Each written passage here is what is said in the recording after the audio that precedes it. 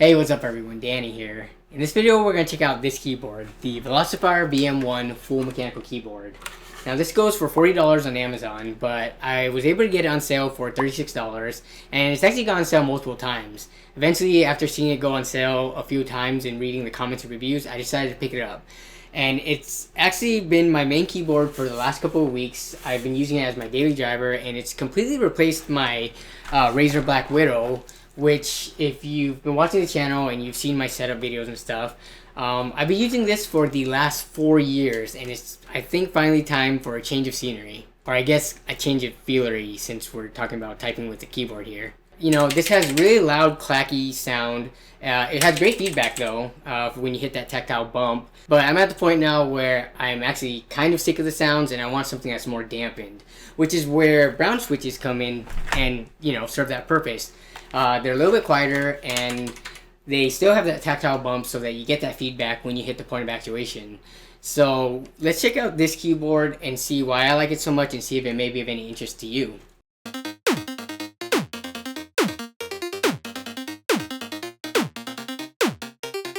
The Velocifire VM01 comes in a plain brown box. There's nothing fancy with the packaging compared to something like the Redragon Kumara.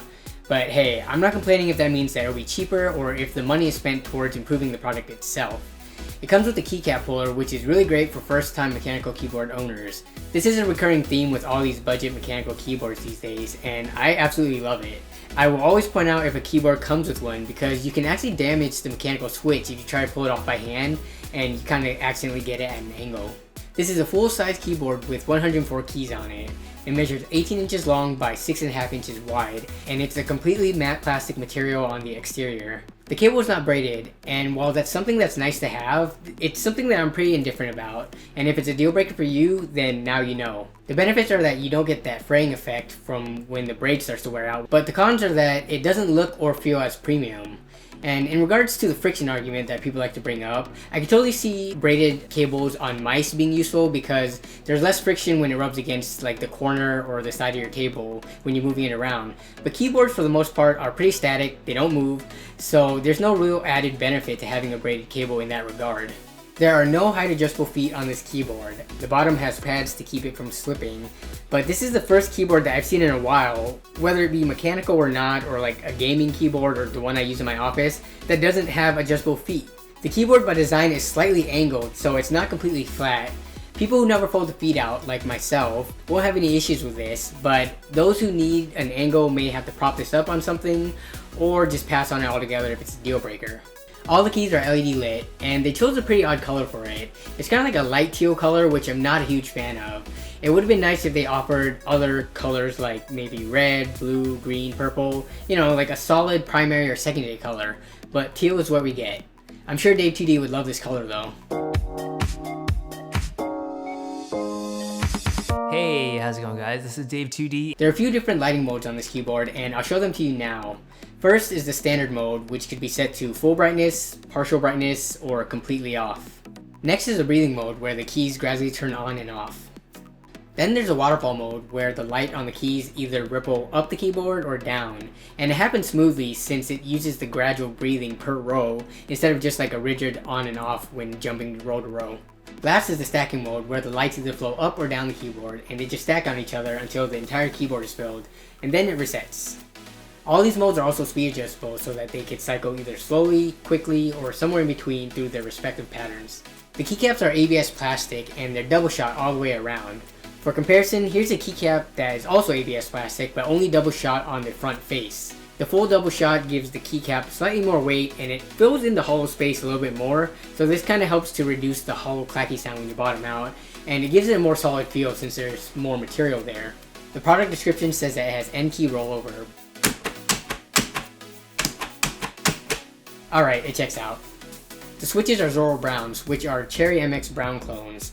For those of you who are unfamiliar with the different switch types, as I mentioned earlier, the brown switches give a tactile bump when you hit the point of actuation, but there's no distinct click. The only sound that you're going to get is when the keycap bottoms out, and that's different from the click from the blue switches, which most keyboards you hear a combination of clicks and bottoming out. On their product page, they claim that the actuation force required to press these are 55 grams plus or minus 15 grams. That's between 40 grams to 70 grams.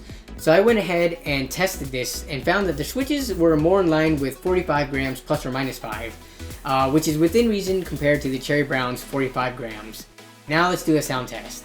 I'll show you how the VM01 sounds, followed by the Corsair K70 sporting cherry reds, and then the Razer Black Widow sporting cherry blues. Switches, keycaps, and the backplate will all play a role, so even different keyboards with the exact same switch will sound different. This is not a sound test for brown, red, and blue switches, but more so a sound test for the VM01 alongside 2 other keyboards for comparison.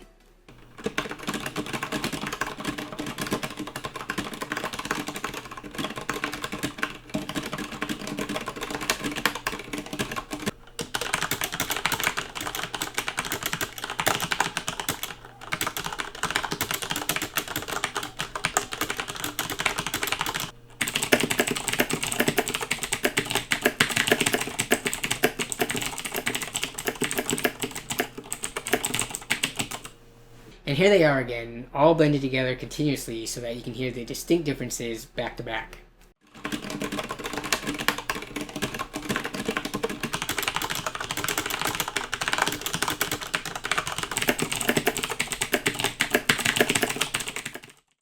Overall, typing with this keyboard has been great. Like I mentioned earlier, I've been using this as my daily driver for the last couple of weeks, and I've had zero issues getting used to it, even though I switched over from official Cherry MX blue switches to these generic clone brown ones. So now we ask the question, is this keyboard worth it? And honestly, I say yes, it's definitely worth it, which is very subjective by the way, because everyone has different preferences. But of all the low price budget mechanical keyboards I reviewed up to this point, this one is by far my favorite. Whether it's the brown switches or the 10 key or the low price point, I definitely choose it over the Redragon Kumara or the Eastern Times Tech i500 that I've reviewed previously, and I really like those keyboards too. So I'll have this as well as the other 2 keyboards linked down below with my Amazon affiliate link, so if you buy using that, I'll get a little kickback. And that helps me out.